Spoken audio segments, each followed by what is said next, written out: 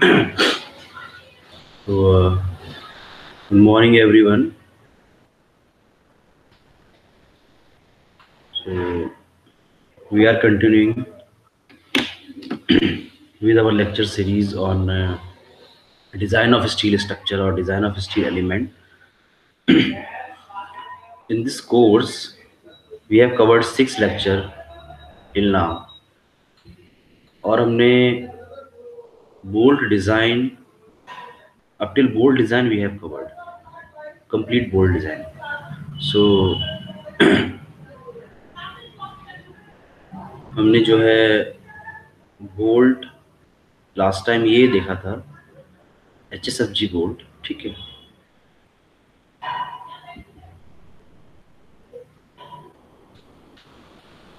उससे पहले हमने एसेंट्रिक नॉन एसेंट्रिक दोनों केस हमने कवर कर लिए थे। HSFG बोल्ट यही था, it is a high strength friction grip bolt, ठीक है। और the grade of this bolt is higher 800, the strength of this bolt is 800 newton पर mm स्क्वायर। और मैकेनिज्म जो इस बोल्ट का था वो कुछ इस तरह से था जो डिस्कस कर चुके थे, ये आपकी स्क्रीन पे शो हो रहा है। This is the mechanism, four transfers of SHFG bolt. Force इस तरह से ट्रांसफर हो रहा है कि टेंसाइल फोर्स, ये अब this is upper plate and this is lower plate.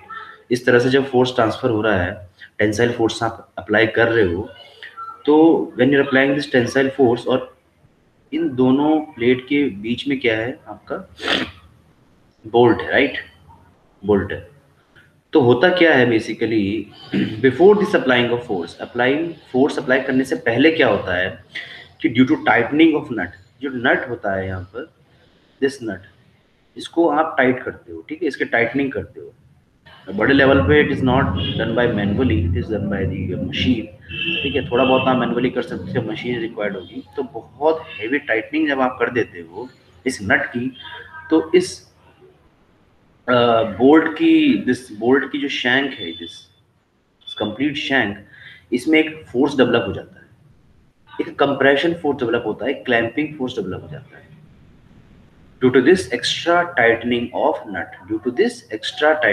नट, जिस वजह से क्या होता है कि जो न्यूटन थर्ड लॉ क्या कहता है, the force has equal and opposite reaction. तो जब फोर्स ऐसे लग रहा है तो ये एक अपोजिट फोर्स डेवलप करेगा कंपैटिबिलिटी करने के लिए, then that is tension force in the bolt. उसमें बोल्ट में क्या जाता है, प्री टेंशन फोर्स आता है, टेंशन फोर्स आता है बेसिकली बोल्ट के अंदर। Why we are calling this pre इसलिए बोल रहे हैं बिकॉज अभी हमने अपना एक्सटर्नल फोर्स अप्लाई नहीं किया है, ये पहले से ही बोल्ट में टेंशन डेवलप हो चुका है। जो बोल्ट में टेंशन डेवलप हो चुका है वो कैसे हुआ है, due to this clamping force. और एक क्लैंपिंग फोर्स कैसा है, due to the extra tightening of nut. अब ये इस तरह से डेवलप चीज़ें हो चुकी हैं, क्लैंपिंग फोर्स डेवलप हो चुका है। तो जब आप टेंशन फोर्स अप्लाई करोगे, due to this tension force, जब ये प्लेटें स्लाइड करेंगी, शेयर करेंगी, अपर प्लेट लेफ्ट साइड जाएगी, let us suppose, and the right plate will go to the right side, then होगा क्या कि इसमें एक फ्रिक्शन जनरेट हो जाएगा अप टू अ लिमिट। ऐसा नहीं बोल रहे कि बहुत ज़्यादा, बिकॉज एक क्लैंपिंग फोर्स है, ठीक है ना। तो फ्रिक्शन फोर्स जनरली क्या होता है, physical to mu R, right? Friction force is equal to mu is the friction coefficient. Friction coefficient is depend upon the surface of the this plate or the type of the surface, ठीक है, or the roughness of the surface. It depends upon the friction, the mu, and the R is the R क्या आपका यहाँ पर जो है normal reaction है, normal reaction itself this clamping force, और ये आपको मल्टीप्लिकेशन करके क्या देगा आपका, that will give you friction force, right. तो ये आपका हो गया आपका फ्रिक्शन फोर्स। तो बेसिकली ये जब हम इस पे लोड लगा रहे हैं, अपना टेंसाइल फोर्स लगा रहे हैं, तो वो एक लिमिट तक तो इस फ्रिक्शन फोर्स की मदद से, इस फ्रिक्शन फोर्स की हेल्प से हमारे टेंसाइल फोर्स को रजिस्ट करेगा बोल्ट, ठीक है। उसको बोलते हैं नो स्लिप कंडीशन। तो दो कंडीशन होती है बेसिकली, पहली होती है नो स्लिप कंडीशन। तो नो स्लिप कंडीशन में क्या है कि नो स्लिप कंडीशन में ये प्लेट स्लिप नहीं हो रही है, ठीक है। तो मतलब क्या हो गया कि जो लोड है वो अल्टीमेटली पूरा का पूरा ट्रांसफर हो रहा है, वो सॉरी पूरा का पूरा रेजिस्ट हो रहा है due to this friction of this plate. If ऐसा हुआ कि फोर्स ज्यादा है, लेट अस सपोज फोर्स आपने फिर इंक्रीज कर दिया, एंड दिस टाइम इंक्रीज करने के बाद जो फ्रिक्शन फोर्स है it is not good enough to resist this external tensile force. This friction force is not sufficient to resist this external tensile force. तो फिर क्या होगा? This plate will slip. तो फिर एक प्लेट इधर जाएगी लेफ्ट और एक प्लेट राइट में जाएगी। तो इन दैट टाइम जो भी बोल्ट आपका रजिस्ट करेगा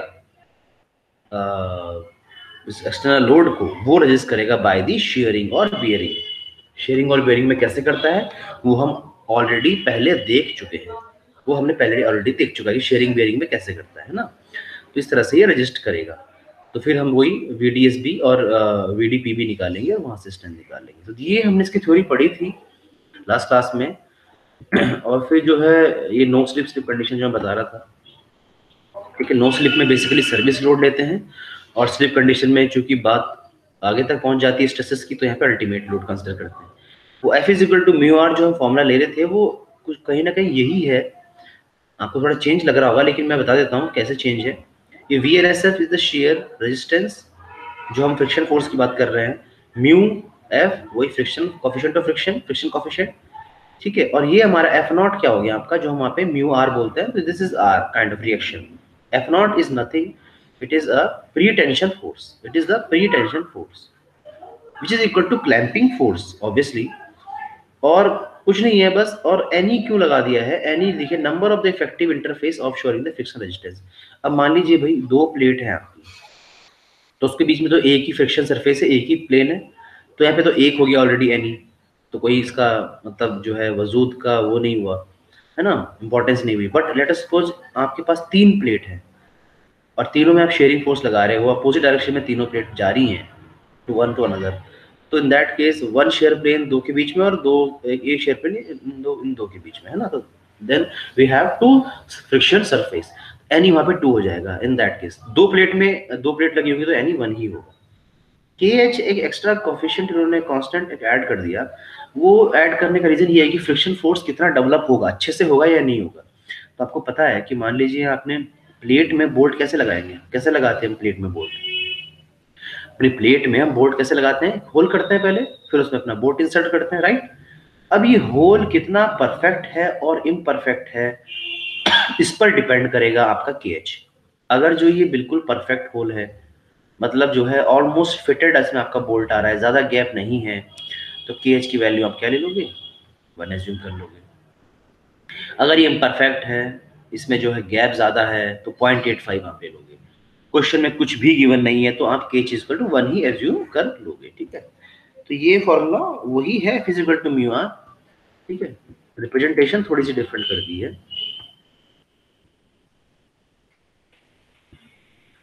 ठीक है। टेंसाइल कैपेसिटी ऑफ बोल्ट ये आपको 0.9 FU आपको पता ही है फॉर्मूला। तो दिस इज द क्वेश्चन, और ये हमने लास्ट क्लास में थोड़ा देखा था, क्विकली देखा था, तो एक बार देख लेते हैं, समझ में नहीं आया होगा तो। IS है this carries a factor tensile force of 150 kN. It is joined with a 10 mm thick gusset plate. Design the joint using HSFG bolt when the grade 8.8. No slip is permitted and when the slip is permitted. ठीक है, तो ये आपका हो गया formula, right. तो जब उन्होंने कुछ केज की बात करी है क्या, केज की बात नहीं करी है, so case will be 1 and this is angle section means figures कुछ ऐसा है कि जो है ये एक प्लेट है जो कह रहे हैं 10 mm की, और इस पे आपका ये एंगल सेक्शन अटैच है इस तरह से, और ये जो है यहाँ से बोल्टिंग कर रखी है। तो दो प्लेट हो गई, एक प्लेट तो ये प्लेट गसट प्लेट हो गई, एक प्लेट किसकी हो गई, ये जिससे अटैच है बोल्ट हमारा, ये हो गई एंगल सेक्शन की, राइट। ये जो सेक्शन का साइज आपको यहाँ गिवन है। दो प्लेट हो गई तो एनी कितना हो जाएगा 1, KH गिवन नहीं है तो 1, राइट। अब आपको your task is to find F0, ठीक है। तो F0 आप फाइंड करते हो, ठीक है, और आप यहाँ से VNS भी निकाल लेते हो, ठीक है। F0 यहाँ पे देखो फाइंड करा हुआ है। ये क्या होता है, स्ट्रेस इनटू एरिया, फोर्स होता है basically, force stress into area. Area किसका, बोल्ट का ऑब्वियसली, तो बोल्ट का थ्रेड का एरिया, क्योंकि थ्रेड में टाइटनिंग हो रही है ना, तो थ्रेड का एरिया मैंने बताया था कितना होता है 0.785/4 डी का square, D is the diameter of bolt into 0.7 FUB। ठीक है, प्रूफ स्ट्रेस जो है 0.7 टाइम्स लेते हैं हम। ठीक है, this is the minimum tension developed in the bolt. FUB, FUB is the ultimate strength of the bolt. तो बोल्ट की अल्टीमेट स्ट्रेंथ 8.8 ग्रेड गिवन है क्वेश्चन में, तो 8.8 ग्रेड के लिए अल्टीमेट स्ट्रेंथ कितनी आएगी 800। वो सब यहाँ पुट करने के बाद आपका ये एफ नॉट आ गया, फिर उसके बाद आपका VDSF आ जाएगा, VNSF आएगा। देन VDSF क्या होता है, VNSF divide by the factor of safety 1.25, design strength आ जाएगी। ठीक है, तो वो सब आपने जब पुट करा, देखिए NE1 हो गया, KH1 हो गया, एज्यूम कर लिया because it is not given, आपका आ गया 54.89 किलो न्यूटन। यूनिट लिखना बहुत जरूरी है। तो 54.89 किलो न्यूटन इसकी स्ट्रेंथ आ चुकी है। तो नंबर ऑफ बोल्ट रिक्वायर्ड कितना हो जाएगा, ऑब्वियसली हमारा जो गिवन लोड होता है डिवाइड बाय दी स्ट्रेंथ, तो 150 divide by the 54.89 is equal to 3 bolt. तो ये आपको पता चला कि जो है आपका जो बेसिकली कितना बोल्ट आ रहे हैं, अगर आप नो स्लिप कंडीशन एज्यूम करते हो, ठीक है, तो आपके 3 बोल्ट आ रहे हैं। अब second condition, when slip is permitted, तो when slip is permitted then simple VDSB is equal to FU over root 3 1.25 NN into NB। जैसे हम VDSB निकालते थे फास्ट में, VDPB निकालते थे, तो लेसर देन दोनों में से जो लेसर होती है उसे बोल्ट वैल्यू कहते हैं। ठीक है, 90.53 ये कैलकुलेट होके आया। तो number of bolt required is 150 over 90.53 is equal to 2 bolt. तो हमने ये देखा कि when slip is not permitted number of bolt required is 3 and when slip is permitted number of bolt required is 2।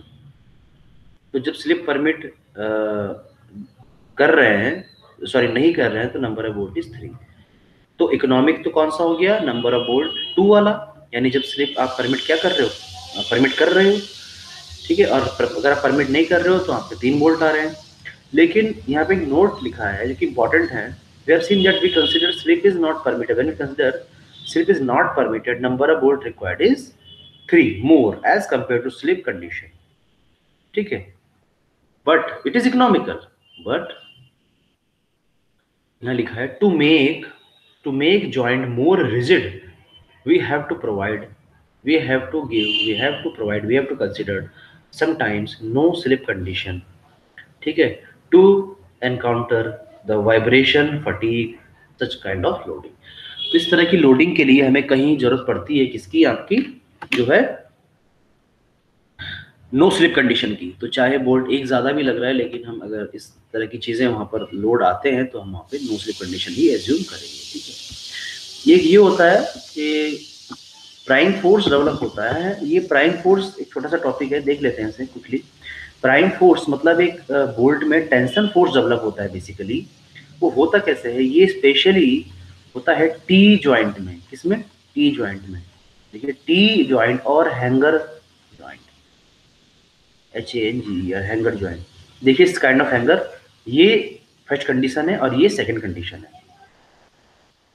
ये एक प्लेट है मान लीजिए आपकी, इस प्लेट में आपने ये छोटी सी प्लेट अटैच करी और ये इस तरह से यहाँ से कोई सेक्शन आपका नीचे से अटैच है, 3 चीजें अटैच हो रही हैं। ठीक है, तो ये यहाँ से ये प्लेट, इस प्लेट से तो वेल्डिंग, यहाँ पे देखो ये थोड़ा सा ये ब्लैक पोर्शन शो किया हुआ है, it is a sign of the welding. तो वेल्डिंग करिए, ठीक है।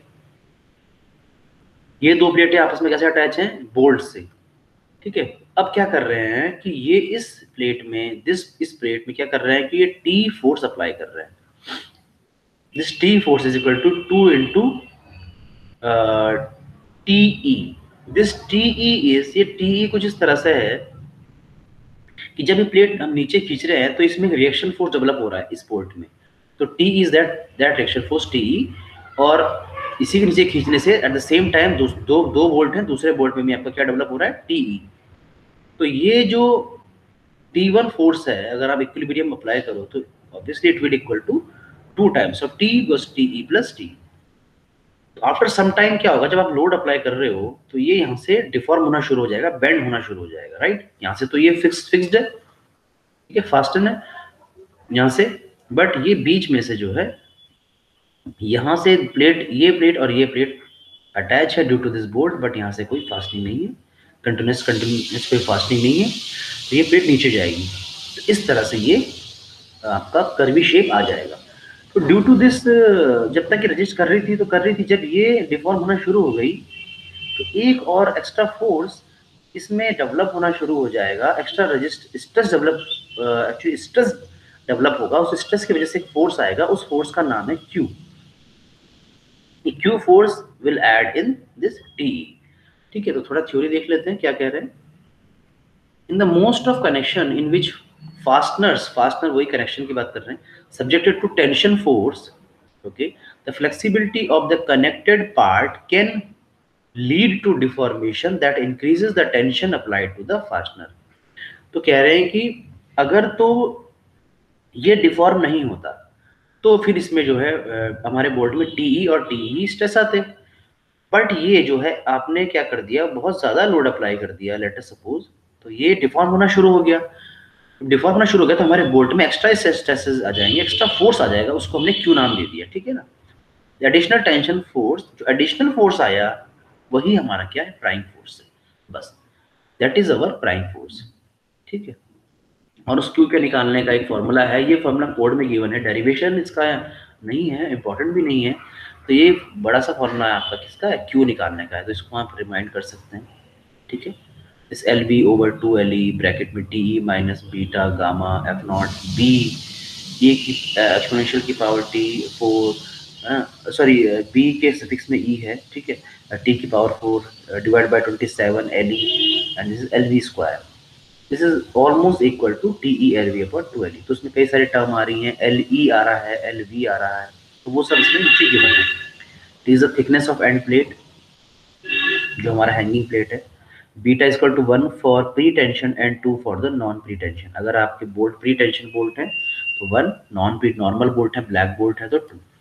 बीई एक आया था, effective width of the flange per pair of the bolt. Effective width मतलब इस तरह से आपका ये अटैच है ना, यहाँ से बोल्टिंग कर रखी है इस तरह से, और ये लटका हुआ है नीचे हैंगिंग है, तो ये इफेक्टिव विड्थ एक बोल्ट के लिए हाफ। एफ नॉट वही प्रूफ स्ट्रेस हमने निकाला था, आपको पता है 0.7 टाइम्स है ना, तो ये आपका क्यू का formula T E L V over two L E.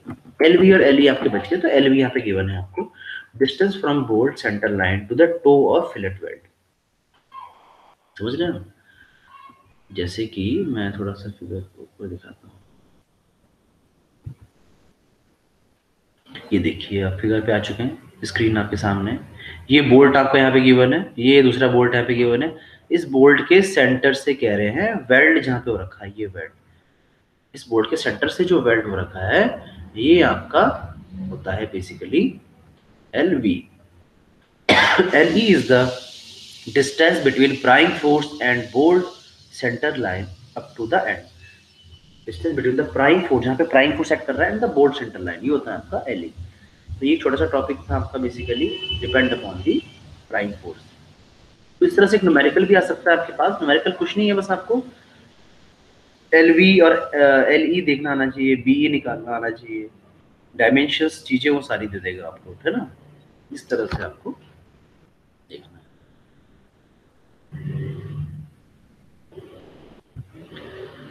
Now moving to our next topic, weld. Bolt completely आप खत्म कर चुके हैं, अब हम वेल्ड की बात करते हैं। तो वेल्ड थोड़ा बोल्ट से डिफरेंट है, यहाँ पर आप मेटल को फ्यूज करके मेटल पे डिपॉजिट कराते हो अपना कनेक्शन बनाने के लिए, ठीक है। यहाँ पे कोई आपका होल नहीं कर रहे हैं, कोई आप हैमरिंग नहीं कर रहे हैं, कोई आप टाइटनिंग नहीं कर रहे हैं। तो weld connection, welding is connecting two piece of metal by heating to plastic और फ्लूइड स्टेट विद और without pressure so that fusion occurs. ये कह रहे हैं कि दो पीस मेटल के उनको जोड़ने के लिए हम बेसिकली हीटिंग का यूज हमें करना पड़ता है, हैमरिंग नहीं करते हैं। तो जो हीट कर रहे हैं, मेटल डिपॉजिट कर रहे हैं, वो या तो हम थोड़ा लिक्विड फॉर्म में छोड़ देते हैं या उसको एक हार्ड प्लास्टिक मोल्डिंग फॉर्म में भी छोड़ देते हैं। समटाइम्स हम प्रेशर वेल्डिंग करते हैं, वो कह रहे हैं, और समटाइम्स हम नॉन प्रेशर वेल्डिंग भी करते हैं, सो दैट फ्यूजन अकर्स, जिससे वो आपस में कनेक्ट हो जाए, मिल जाए। जिसके टाइप होते हैं, टाइप्स ऑफ वेल्ड, ठीक है। बेसिकली तो दो ही टाइप होते हैं, ग्रूव वेल्ड और बट वेल्ड। और दूसरा होता है आपका fillet weld. Slot weld is a sub type of fillet weld itself. और एक प्लग वेल्ड छोटा सा टॉपिक है, वो टाइप ऑफ वेल्ड में नहीं आता है, वो बता देंगे बाद में। स्लॉट वेल्ड फिलेट वेल्ड के अंदर की चीज है। तो बेसिकली आपका दो, जैसे वहां पे लैब ज्वाइंट पढ़ते थे और बट ज्वाइंट पढ़ते थे, राइट? तो उसी की तरह चीजें हैं ये। वहां पे बट ज्वाइंट पढ़ते थे तो यहाँ पे बट वेल्ड है। मतलब दो प्लेट सेम लेवल पे मीट कर रही हैं और यहाँ पे आपने इनको जोड़ने के लिए इस तरह से वेल्डिंग कर दी, ये आपका बट वेल्ड हो गया। आपकी जो प्लेटें हैं वो जो है एक एंगल पर है, एक प्लेट ऐसी एक प्लेट ऐसी है, 90 डिग्री एंगल पे हो गई। तो यहाँ पे आपने दोनों को जोड़ने के लिए जो वेल्डिंग करी, that is fillet weld. Angle 90 degree हो ऐसा जरूरी नहीं है, इट इज नॉट मैंडेटरी। कुछ भी हो सकता है, इस तरह से दो प्लेटें हो सकती हैं, तो यहाँ पे आपने प्लेट इस तरह से हो सकती हैं, तो आपने यहाँ पे डिपॉजिट कर दिया, यहाँ पे कर दिया, तो इस तरह से। तो एक बट वेल्ड हो गया, एक फ्लैट वेल्ड हो गया, है ना। डेफिनेशन एक बार देख लेते हैं। ग्रूव वेल्ड और बट वेल्ड दोनों एक ही है, ठीक है। Use to connect structural member that are aligned in same plane and offer use in butt joint, ठीक है ना। तो जो सेम प्लेन में अलाइंड हो उसके लिए, ठीक है। और ये कह रहे स्लोप ऑफ दी, यहाँ पे जो वेल्ड होगा इस तरह से, जिन्होंने वी ग्रूव वी बनाया है ये, ठीक है। ये टाइप होते हैं बेसिकली, स्क्वायर भी बनता है वेल्ड, सिंगल वी उसको वी बोलते हैं, डबल वी का मतलब हो गया एक इस तरह से एक इस तरह से, डमरू टाइप। बेवल होता है इस तरह से आपका हो गया, ठीक है ना, इस तरह से, राइट, ठीक है। तो इसको बोलते हैं आपका वेल्ड। अब जो ये वेल्डिंग की डेप्थ है, वेल्डिंग की जो डेप्थ है इसको बोलते हैं पेनिट्रेशन डेप्थ। मतलब कहाँ तक आपने पेनिट्रेट किया है अपने वेल्ड को, राइट। वेल्डिंग की जो डेप्थ हो गई इसको बोलेंगे क्या, पेनिट्रेशन वेल्ड, ठीक है। इलेक्ट्रोड वगैरह शो करिए, पर इलेक्ट्रोड से ही तो आप जो है वो हीटिंग वगैरह करोगे ना, ठीक है। तो ये इसका हो गया आपका groove weld. Next is fillet weld, important. Fillet weld, it is the used it is used to due to economy, ease of fabrication and adaptability at site। ये यूज कैसे करते हैं ये बता रहे हैं। होता क्या है, तो मैंने आपको बेसिकली बता ही दिया कि दो अलग अलग एंगल पे जब प्लेटें मीट करती हैं तो यहाँ पे जिनको जोड़ने के लिए यूज करते हैं, that is fillet weld. It is use due to economy, ease of fabrication and adaptability at site, need less precision than butt weld. Butt weld ये आप एक जो है एक लेवल पर ज्वाइन कर रहे हो, ज्वाइन करने के लिए ज़्यादा टाइम भी लगेगा और ज़्यादा प्रिसीजन भी चाहिए, तो इसमें ज़्यादा प्रिसीजन भी नहीं चाहिए। No need of edge preparation, यहाँ पे आपको एज प्रिपरेशन भी करनी पड़ेगी क्योंकि आप यहाँ पे पेनिट्रेट कर रहे हो, right. Member generally intersect at right angle, theta is equal to 60 to 120 degree, so provide correct throat size. ये कह रहे हैं जनरली मेंबर मीट करते हैं 90 पे, और 90 पे नहीं करते हैं तो नियर अबाउट 90, वो कह रहे हैं कि 60 से 120 डिग्री के बीच में हमें फ्यूजन करा लेना चाहिए। अगर एंगल इससे बाहर जा रहा है तो आपका थ्रोट थिकनेस पे फर्क पड़ सकता है। थ्रोट थिकनेस अभी बताएंगे आपको क्या होता है, ठीक है। तो ये एंगल में आपको मेंटेन थोड़ा बहुत करना पड़ता है अगर आप ज्वाइन कर रहे हो दो प्लेट्स को, ठीक है। स्लॉट वेल्ड क्या होता है बेसिकली, समझिए आप, यहाँ पर थोड़ा खाली पोर्शन है, यही दो, एक प्लेट के ऊपर आपने एक प्लेट आपने जो है इस तरह से रख दी, इसको आपको ज्वाइन करना है। वह वेल्डिंग कैसे करोगे, इस प्लेट को इस प्लेट से जोड़ने के लिए आप यहीं पे वेल्डिंग करोगे इस तरह से, राइट, इस तरह से वेल्डिंग करोगे। अब ये वेल्डिंग सफिशिएंट नहीं है आप जो फोर्स अप्लाई कर रहे हो उसको रोकने के लिए, तो आप क्या करोगे, उसमें स्लॉट बना दोगे, राइट। तो एक आपने क्या करा, प्लेट को अपने ऐसा कट कर दिया यहाँ से, ऐसे डी प्लाटर इस तरह से, ये आपकी प्लेट है आपने कट कर दी, तो वेल्डिंग आप यहाँ से करके लाए इस तरह से, बीच में भी आपने वेल्डिंग कर दी जहाँ से आपने कट किया है, तो वेल्डिंग लेंथ बढ़ा दी, वेल्डिंग मटेरियल बढ़ा दिया, आपने ज्यादा वेल्डिंग मटेरियल प्रोवाइड कर दिया क्योंकि आपका लोड ज्यादा था। तो लोड अगर हाइयर है, इन दैट केस आप अपना स्लॉट वेल्ड यूज कर लेते हो, ठीक है। टाइप ऑफ वेल्डिंग में थोड़ा सा उन्होंने शो किया है, not they according to civil engineering point of view, but ठीक है। गैस वेल्डिंग फेमस है, इलेक्ट्रिक आर्क वेल्डिंग फेमस है, ठीक है। तो ये बेसिकली आप देख लेना, ठीक है ना। Electric arc welding with the use of electrode, arc formed of electricity, तो ये इलेक्ट्रोड यूज करते हैं तो इलेक्ट्रिसिटी की, बिजली की जो हीट निकलती है, जो फ्लेम निकलता है उसकी आर्क सी बनती है, तो इलेक्ट्रिक आर्क बोलते हैं इसको। Second one is the gas welding, metal joining by heating up to the gases with the help of gases. And gases consume oxygen and acetylene. acetylene gas और ऑक्सीजन गैस की मदद से आप क्या करते हो, वेल्डिंग करते हो, ठीक है। और डीपली इसके बारे में आप देख लेना।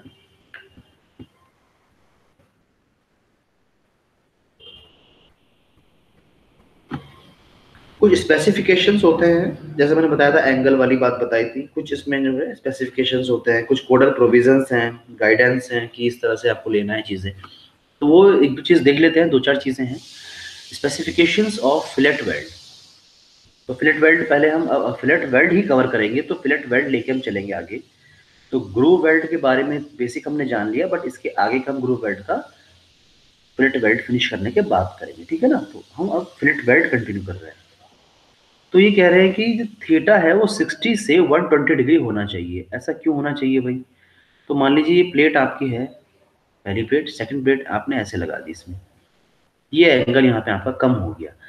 ये एंगल इतना कम है कि this theta is less than 60 degree, late us suppose 60 तक ठीक है। अगर आपने 60 से भी कम कर दिया, 40-30 कर दिया इस एंगल को, तो ये बहुत ही यहाँ से नैरो हो जाएगा, है ना, बहुत संकरा हो जाएगा। तो जब आप इसमें जो है वेल्डिंग प्रोवाइड करेगा, जो वेल्डर वेल्डिंग प्रोवाइड करेगा, उसको वेल्डिंग प्रोवाइड करने में दिक्कत होगी। और जब उसको दिक्कत होगी तो वो ठीक से प्रोवाइड नहीं कर पाएगा, तो कहीं ना कहीं हमारा जॉइंट जो है प्रॉपर नहीं बन पाएगा। तो यहाँ पे लिखिए placing of weld is difficult, ठीक है ना। तो placing of weld is difficult obviously अगर आपका एंगल कम होगा। ये कह रहे हैं कि अगर एंगल ज्यादा होगा तो क्या होगा? चलो ज्यादा एंगल होगा तो भाई डिफिकल्ट प्लेसिंग में तो बिल्कुल नहीं होगी, क्योंकि जितना ज्यादा एंगल उतना उसको खुला एरिया मिलेगा वेल्डर को। बट ये कह रहे हैं अगर ज्यादा एरिया एंगल आपका हो गया, नहीं एक पेट ऐसे एक पेट ऐसे, ये this is the angle 120 degree से भी क्रॉस कर गया, तो जब वो मटेरियल वेल्डर भरेगा तो इस तरह से वेल्ड करेगा। और जब वेल्ड हम करते हैं इस तरह से, ठीक है ना, तो ये जो हाइट होती है, ये मैक्सिमम जो ये हाइट होती है, इसको बोलते हैं थ्रोट थिकनेस। क्या बोलते हैं? Throat thickness. ये बहुत इंपॉर्टेंट रोल प्ले करती है स्ट्रेंथ में, ठीक है। ये टी है, इसको कहेंगे बुक में टी, और सर्विस पे टी भी नोट करते हैं। T throat thickness equal to K into size of weld. कितना आपने साइज प्रोवाइड करा है, और के एक फैक्टर है, वो भी किस पे डिपेंड करता है? आपका थीटा पे। तो अगर जितना आप थीटा बढ़ाओगे उतना ये थ्रोट थिकनेस घट जाएगी, कम हो जाएगी, ठीक है ना। तो ये जितनी कम होगी उतना स्ट्रेंथ आपकी वेल्ड की कम होगी। This is the reason. तो इसलिए एंगल बोला गया कि भाई 60 से 120 के बीच में रखो। अभी के लेना कैसे है? जैसे मैंने मेंशन भी किया, टेबल नंबर 22 पेज नंबर 78 78 पे आईएस कोड में, आईएस कोड हमारा कौन सा है आपको पता होना चाहिए, आईएस 800 2007। आपको डिफरेंट डिफरेंट के की वैल्यू गिवन है फॉर दी थीटा। क्वेश्चन में आपको कुछ भी गिवन नहीं है तो आप थीटा 90 एज्यूम कर लोगे, और 90 एज्यूम करने के लिए आप के की वैल्यू कितना लेते हो? 0.707 लेते हो, राइट। और अगर आपको क्वेश्चन में थीटा स्पेसिफिकली गिवन है कि 100 है, 96 है, तो आप रेंज के अकॉर्डिंग अपना के यहाँ से पिक कर लोगे आईएस कोड से, राइट। बट आप गेट वगैरह का एग्जाम दे रहे हो, आपका जो है वहाँ पे तो आईएस कोड अलाउड नहीं है, तो आपको के की वैल्यू निकालनी है। तो it is basically cos theta by 2।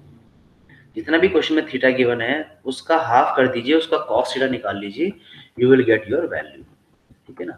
पहला हो गया है, ठीक है ना, थ्रोट थिकनेस आपकी निकल गई। Second is the minimum size of the weld. तो थ्रोट थिकनेस मैंने बताया था के इंटू एस होता है, के तो आपका आ गया, लेकिन एस कैसे आएगा? What is S? तो कोड ने कहा है कि मिनिमम साइज का, कोड ने क्राइटेरिया दिया है कि भाई इतना मिनिमम साइज तो होना ही चाहिए, इससे कम तो बिल्कुल ना हो। That minimum size S minimum depends upon the thickness of thicker plate. पहली प्लेट आपकी होगी, दूसरी प्लेट आपने अटैच कर दी, तो दोनों में जो अगर सेम है तो कोई भी ले लीजिए आप, डजेंट मैटर। इनमें से थिकर प्लेट जो है उसका जो थिकनेस है उस पर डिपेंड करेगा आपका साइज ऑफ द वेल्ड। क्योंकि जब मेटल डिपॉजिट करते हो आप, तो ज्यादा मेटल किस पे डिपॉजिट होगा? जो थिकर प्लेट होगी, है ना, ठीक है। तो ज्यादा उस पर होगा, तो ऑब्वियसली फिर जो है आपका जो है वो कॉन्ट्रैक्ट जब करेगा तो उसमें थिकर प्लेट का रोल ज्यादा होगा। तो जब 10 mm से कम थिकनेस है तो 3 mm आप मिनिमम साइज लेते हो, 11 से 20 mm के बीच में थिकनेस है तो आप 5 mm साइज लेते हो, ठीक है। इस तरह से आप साइज ले लोगे। ये भी मेंशन है यहाँ पे, ये भी पेज नंबर 78 पे गिवन है, टेबल नंबर 22।